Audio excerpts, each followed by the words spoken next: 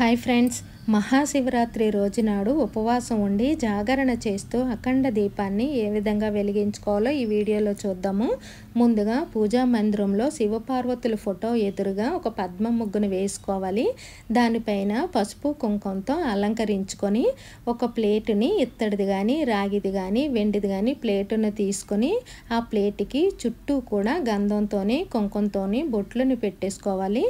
ఇప్పుడు 3 సార్లు బియ్యాన్ని మన దోశలతో తీసి ఈ పళ్ళెంలో వేసుకోవాలి. ఇలా వేసేసుకున్న తర్వాత ఆ బియ్యాన్ని సరి చేసుకొని 2 తమలపాకుల్ని ఈ బియ్యం పైన ఉంచాలి.